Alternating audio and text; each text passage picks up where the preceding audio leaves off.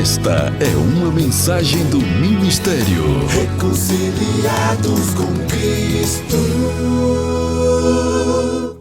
Como dizemos que a igreja é uma agência do reino, como uma embaixada, se você for visitar determinados países, você precisa de um visto para entrar lá, porque senão eles não deixam você entrar, né?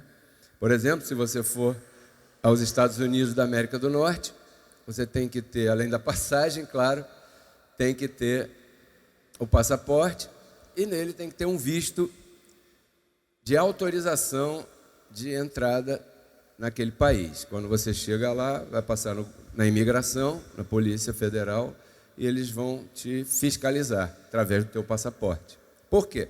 Porque você vai estar pisando em terra estrangeira e ali tem suas próprias leis, que são muitas delas diferentes das leis que existem no país onde residimos. Pois bem, para fazer todo esse trâmite, você precisa ir a um consulado, a uma embaixada de um país. E quando você chega nessa embaixada, nesse consulado, você se depara com costumes diferentes, né, com comportamentos diferentes, com uma verbologia diferente, porque é um país estrangeiro. A igreja é uma agência do reino dos céus, na terra. Então, quando supostamente uma pessoa, quando entra numa igreja, supostamente apague de antes, é agora que vai entrar o supostamente. Quando uma pessoa entra num lugar chamado igreja, está suposto a ouvir uma verbologia diferente, um comportamento diferente, não é isso? Por quê? Porque a igreja representa na terra o reino de Deus, o reino dos céus. Então, o apóstolo Paulo diz que a igreja está reunida para divulgar a multiforme sabedoria de Deus. A igreja não está reunida para condenar, porque todos nós aqui, como eu vi de um amigo outro dia, temos cheiro de fumaça. Todos nós estamos com cheiro de fumaça. Que te queimou, um divórcio, um problema matrimonial, né? Sim ou não? Um problema de dívida, uma situação familiar. Muitas graças, minha reina. Isso te queima. E quando você chega num lugar assim, você vem cheirando com o aroma dessa fumaça, dessas situações mundanas, um problema mental, um problema, algo que te afeta, algo que te afetou na tua infância, sabe? Com os teus colegas que agora deram um nome de bullying. No meu tempo, o bullying se resolveria de outra maneira.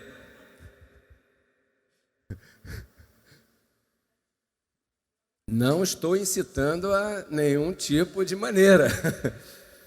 Eu estou me recordando agora do que eu fiz com a Maria José quando ela estava me sacaneando dentro da sala. Eu era criança pra caramba e ela estava me perturbando.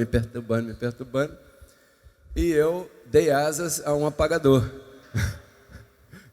E isso não se deve fazer. Depois eu fiquei de castigo na escola, minha mãe teve que ir lá, essas coisas, meu pai, esses negócios você já sabe, né? Mas não tinha esse negócio de bullying, mas isso tanto marca, que hoje mesmo eu estou me lembrando, até com bom humor, porque eu estou curado dessas feridas, graças a Deus. Diga, glória a Deus. E hoje eu olho isso com um riso, caramba, que coisa ridícula, né? Mas hoje, aí o bullying. E talvez você tenha sofrido alguma coisa na tua infância, um abuso por um parente próximo, por um padrasto, porque a coisa mais perigosa que tem é uma mãe colocar uma pessoa estranha, tendo ela uma filha pequena. É uma coisa delicada e em muitos momentos acontecem situações, muitas delas estão registradas e a maioria, abençoados irmãos, não está. E essas pessoas crescem. Imagina uma menina perdendo a inocência, na idade de brincar de casinha, de boneca, ou de ir para a escola, ou de estar se informando, e ela perder a inocência sendo visitada inconvenientemente por uma pessoa madura. Essa pessoa vai crescer, essa menina vai crescer com um sentimento pervertido, torcido, vai fazer ela sofrer, vai fazer ela olhar para os homens de maneira diferente, vai fazer ela ter certo rechaço de um matrimônio, vai fazer ela perder a confiança no namorado, vai fazer essa pessoa reagir de forma diferente ao sexo oposto e vice-versa. Você entende o que eu estou falando? Um menino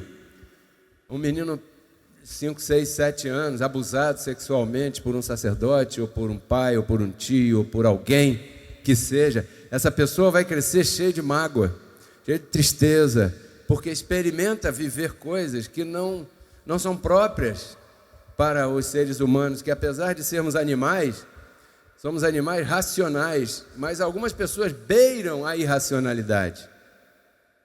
Isso está por aí.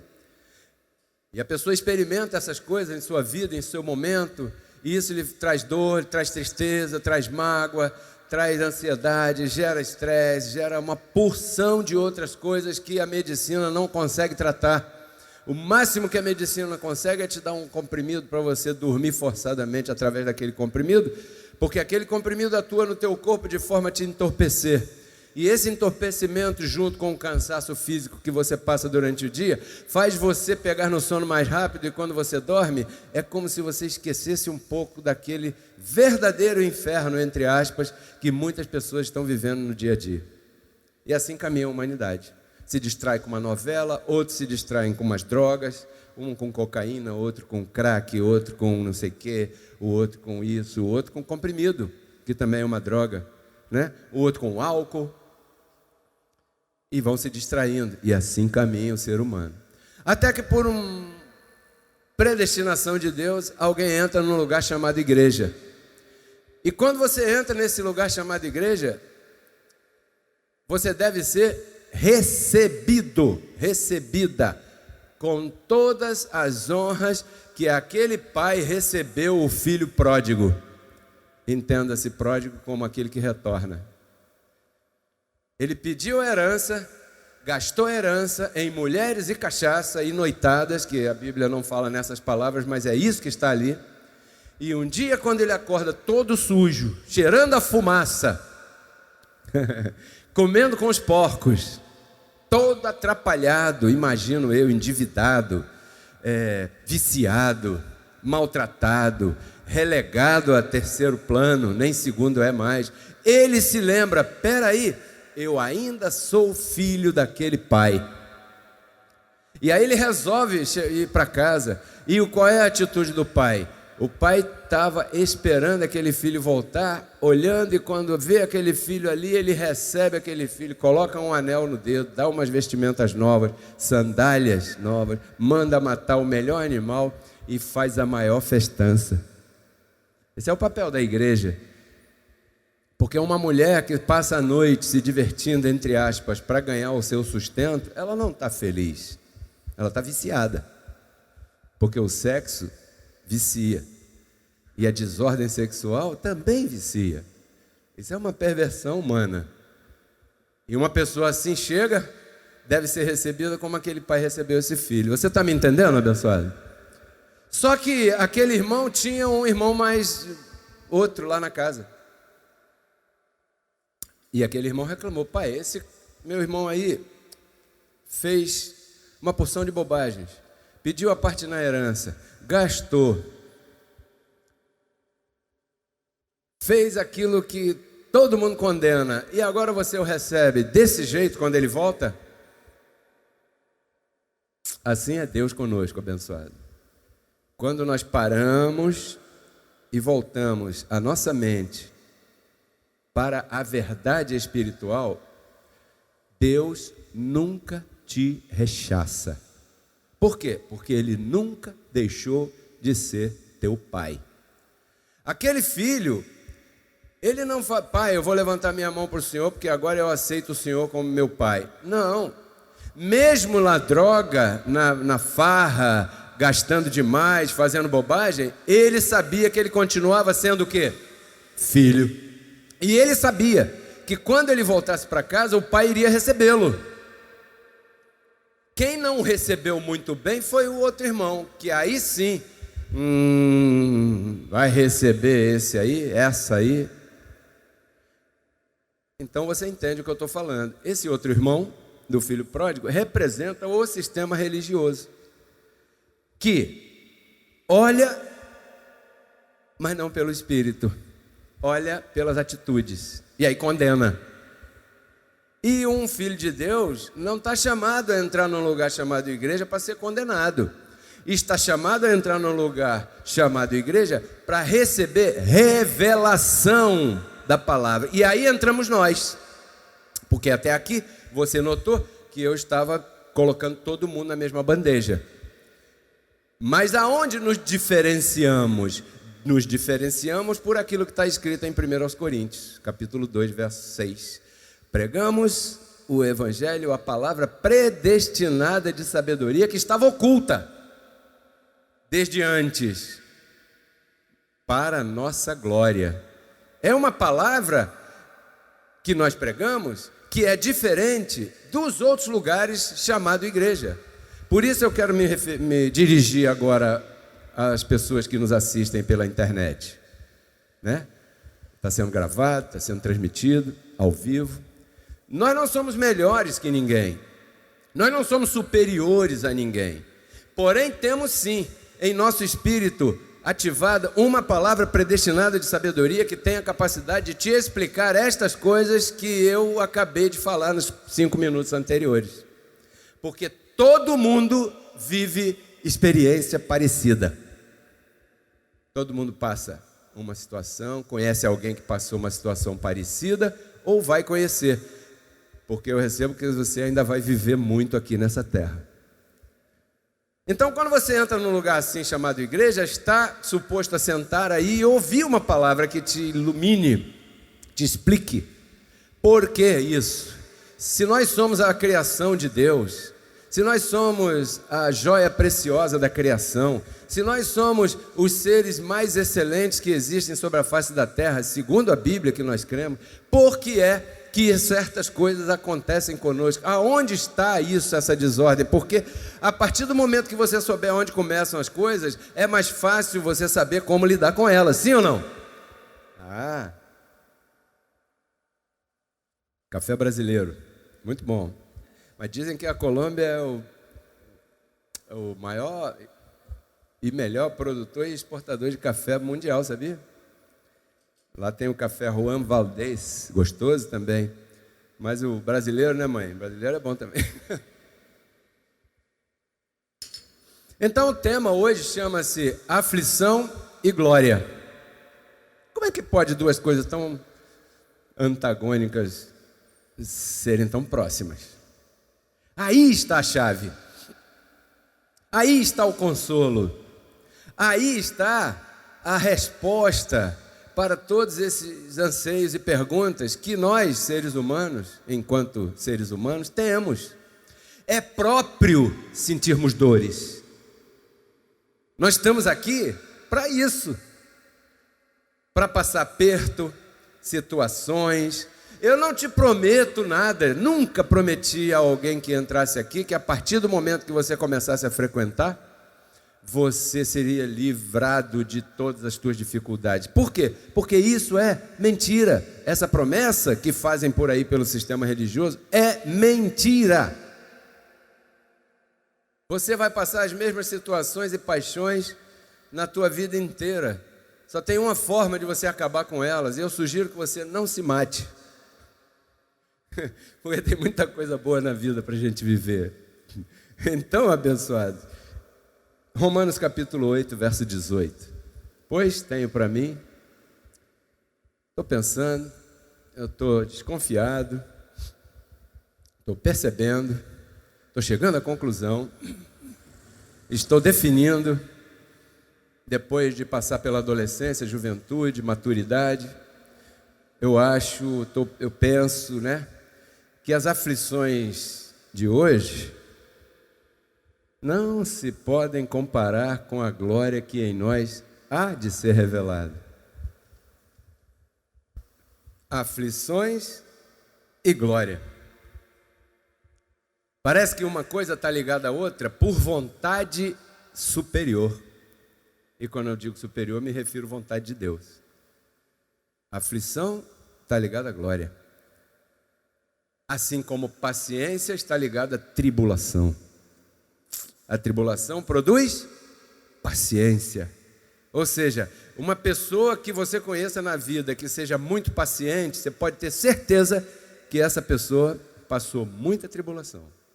Porque a tribulação desperta a paciência. E a aflição, nesse caso, desperta a glória, que em nós há de ser revelada. Quando? Aí diz, há de ser. Se há de ser, talvez não tenha sido ainda, a gente entende que a aflição é presente, mas a glória é futura. Só que esse futura não é num futuro longínquo, distante. Esse futuro pode ter chegado para você em relação àquela aflição de ontem.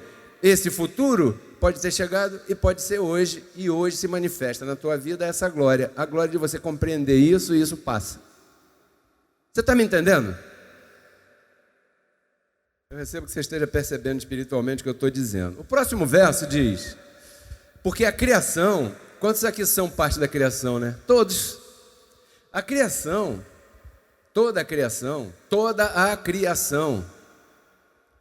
ela está esperando algo. A criação está num estado de adormecimento. A criação está adormecida. Aguarda com ardente expectativa a revelação dos filhos de Deus. Espera aí, a criação está aguardando algo que depende de mim? Yes. Verso 20. Porque a criação ficou sujeita à vaidade.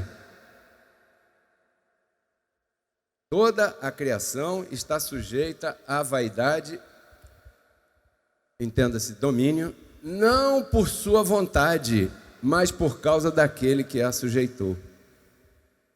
No verso anterior, o apóstolo Paulo fala que a criação está aguardando com uma expectativa ardente a revelação dos filhos de Deus. Quantos aqui são filhos de Deus? Diga para quem está do teu lado aí, você é um filho de Deus. Se você, meu irmão abençoado, é um filho de Deus, você está envolvido no contexto de que a criação está esperando alguma coisa de você. Porque diz aí, a revelação para nós hoje, a Escritura, que a criação foi sujeitada por algo, por alguém. E quando eu chamei a atenção toda a criação, eu falei das plantas, falei dos pássaros, falei dos animais que se matam para comer e falei desta criação aqui também. Ó. Quer dizer que quando diz ali que a criação está sujeita a um determinado comportamento, sentimento, experiência e grilhão, escravidão e corrente, ali está dizendo que ela está presa, que ela está esperando uma atitude para se libertar. A criação foi contaminada. Quantos lembram da contaminação da criação? Isso está aqui em Gênesis, capítulo 1, verso 26. Eu vou ler para você rápido. A contaminação da criação aconteceu aqui, ó. E a entrega da criação a essa escravidão também está aqui, ó. Então disse Deus, né? Gênesis 1, 26. Façamos o homem à nossa imagem, conforme a nossa semelhança, e seja ele senhor dos peixes do mar, das aves dos céus, das bestas, que são os animais, né? Em toda a terra, e em todo animal que se arrasta sobre a terra, e tal. Então, se você ler esse contexto, você vai perceber que foi dada ao homem autoridade sobre a criação.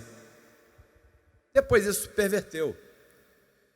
Deus entregou ao homem a comida de sementes. E depois se perverteu tudo isso também, porque isso faz parte dessa sujeição que a criação recebeu lá atrás. Amém? Quantos estão recebendo isso? Pois bem, o homem se corrompeu depois disso, dessa entrega aqui. Mas Deus não se arrependeu de ter dado ao homem essa autoridade.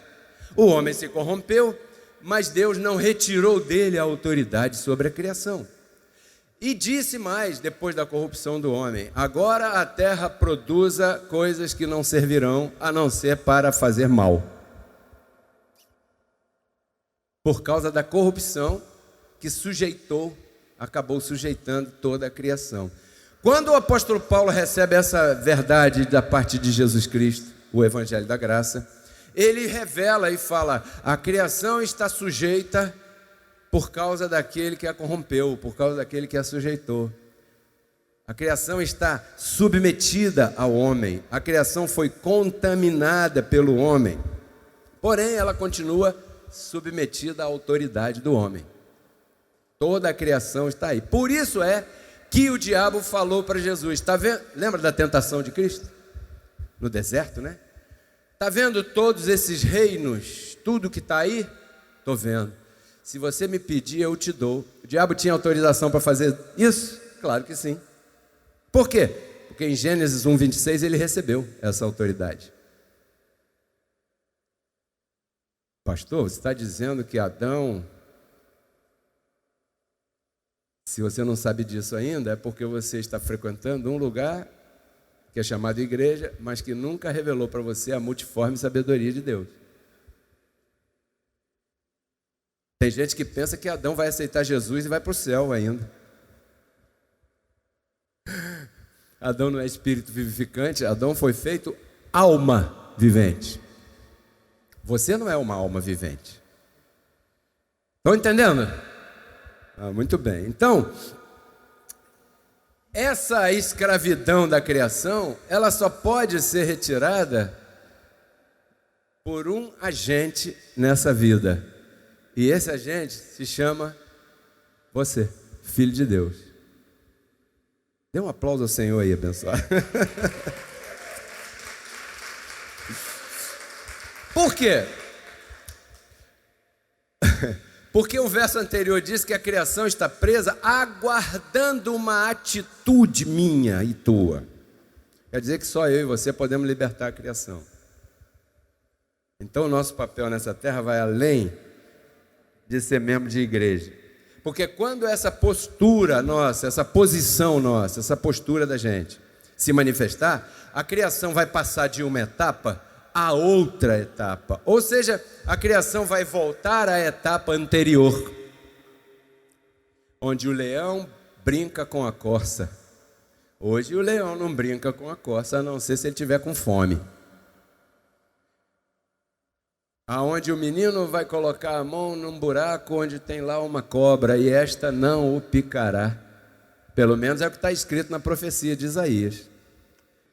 Porque tem a ver com o que o apóstolo Paulo falou em Romanos capítulo 8. A criação está desordenada porque ela foi cativa, colocada em cativeiro por causa daquela atuação do primeiro homem. E hoje nós sentimos esse efeito em nosso vaso de barro que faz parte desta criação humana. Então tudo aquilo que eu falei no início, abuso, mágoa, tristeza, não sei o que, é causado pela desordem da criação, doença, enfermidade. Criação é assim, está sujeita a isso. Verso seguinte, Cléia, por favor, 21. Na esperança, veja aí, esperando. Está esperando, diga, está esperando. Esperando o quê? O que a criação está esperando?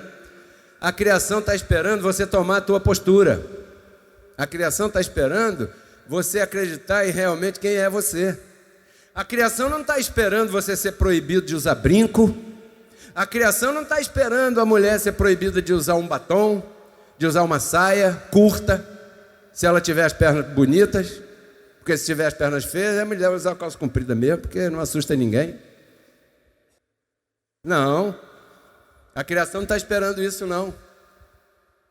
A criação está esperando que a igreja mostre a verdadeira posição espiritual de um filho de Deus. Seja travesti, seja homossexual, seja viciado, seja ladrão, seja aquele hipócrita que pensa que não é nada disso. Não estão aqui não estou falando com vocês não. É lá pelas câmeras, lá porque... Entendeu? A criação está na esperança de ser libertada desse cativeiro de corrupção para a liberdade gloriosa dos filhos de... Quantos aqui são livres? Você pode agradecer ao Senhor pela tua liberdade? Então você entra num lugar chamado igreja, que é uma agência do reino, para você ter acesso a essa liberdade. Aí sim, João 8,32 serve. Conhecereis a verdade vos libertará. Jesus estava falando para religiosos que condenavam os outros que não eram como eles. Jesus não estava falando para outro grupo quando ele disse isso. Então ele estava falando que, olha, a religião não é verdade. Quando vocês a conhecerem, vocês serão libertos dela. Glória a Deus por isso. Então, a criação, sem ser redundante, ela está aguardando a liberdade da corrupção que a dominou. E só você pode libertá-la. Se você parar para pensar, pense, vamos pensar agora mais pertinho da gente. Esse planeta aqui que a gente vive é perfeito. Você já reparou isso? A água cai no chão, entra aí pelos poros da terra, o sol bate, esquenta, ela se transforma em estado gasoso, sobe, mais leve que o ar sobe, né? O ar quente sobe. Aí quando chega numa altura onde está um pouco mais frio, ela condensa, vira uma nuvem, e esse processo vai se repetindo, a nuvem começa branquinha, daqui a pouco começa a ficar escura, acumula cúmulos e cai. Quando cai, volta àquele estado original que estava ali, mas antes, rega as plantas, tira a poeira que está no ar, aí alimenta as nascentes, mares e fontes, e faz com que a semente plantada dê o seu fruto. Isso não é perfeito? Hein? Um pintinho ficar 21 dias, nem um dia mais, nem um dia menos, e ter uma ferramenta no bico que possibilita de dentro para fora ele furar o ovo na posição certa, senão o ovo não vai romper. E se não romper, ele morre. Se ele furar antes, morre. Se furar depois, morre. Ele fura no dia certinho. Não está perfeito isso? Não tem alguém por trás disso? Sim ou não? Hein?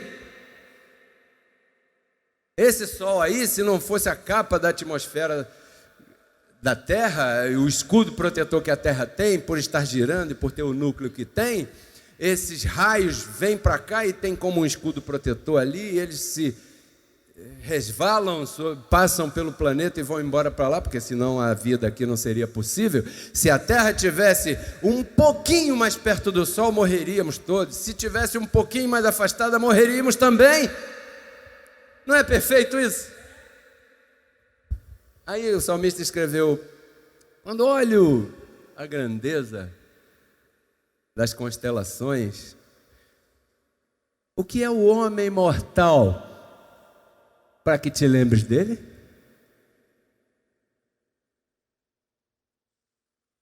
E Deus ama você assim como você é. Exatamente como você é. Teu corpo é perfeito. Você já reparou isso? Ele está programado para se curar. O teu corpo está programado para consertar. Uma vez eu furei o pé esquerdo, numa tábua de obra, num prego, de tal forma, eu estava com uma sandália de plá, de borracha havaiana, e pisei, ajudando lá na igreja do sistema religioso fazer uma obra, e aquele prego entrou aqui no meu pé, aqui nessa parte, de tal modo que quando eu levantei o pé assim, a tábua veio junto, e era uma tábua de 30 daquelas de obra. Aí quando eu levantei assim, aí sim, saiu, pá! E saiu aquele sangue e tal. Muito bem, fiz o que tinha que fazer. Quando passaram-se alguns dias, eu estou começando a ver que na parte de cima aqui, lateral aqui do meu pé, está um caroço saindo. Eu falei, que caroço é esse? Justamente em cima do furo. O furo foi embaixo e o caroço está saindo. O que é isso? E fiquei esperando, e olhando, percebendo, colocando compressa quente, porque dizem que ajuda, né? Rezando 3 Pai Nosso, 4 Ave Maria, porque dizem também que ajuda. Não. E de repente a pele começou a romper, aí eu estou vendo um negócio escuro. Falei, que isso que está saindo daí escuro? Preto. Um pedaço de borracha do chinelo que o prego empurrou junto com o furo que fez. Por que que o corpo fez isso? Porque aquele era um elemento estranho. E aí o corpo expulsa. Quando você enfia uma farpa no dedo, a inflamação que faz em volta, que dá aquela secreçãozinha, aquilo ali é o resultado da guerra dos teus defensores que estão no teu corpo, combatendo um inimigo comum, expulsando aquele inimigo dali. Isso não está perfeito, abençoado? Antigamente as pessoas cortavam as amígdalas, porque inflamava e tem que operar a amígdala. Hoje se descobriu que as amígdalas são os guardiões do corpo. Então quando vem uma inflamação, uma infecção, seja lá o nome que tiver, primeiro vai inflamar as amígdalas. Para quê? Para não entrar pelo teu peito adentro e fazer um estrago maior. Isso não está perfeito? Claro. Quando você tem alguma coisa que não está caminhando bem, o que te dá logo? Dor de cabeça, dor no lugar. O que é a dor? A dor é um sintoma de que você é um sinal amarelo do trânsito. Ó, tem alguma coisa aí que não está rolando bem. Está perfeito ou não está esse corpo? Tá, quem estraga ele somos nós. Com a desordem da criação. Porque quando a criação entrou em desordem, tudo foi junto. Os corpos se deterioraram. E aí, às vezes, as pessoas metem para dentro por essa boca coisas que elas sabem que vão fazer mal. E mesmo sabendo que vão fazer mal, continuam fazendo. Por quê? Porque tudo está em desordem. Tudo está esperando uma liberdade em relação a um cativeiro que foi posto. E essa liberdade vem com a graça. Por isso é que a palavra diz que Cristo na cruz levou sobre si nossas dores e nossas enfermidades. Ele já levou. O que falta para que isso se manifeste de verdade na nossa vida? Você entrar numa agência do reino que te carimbe o passaporte com uma informação verdadeira, como você está recebendo nessa manhã.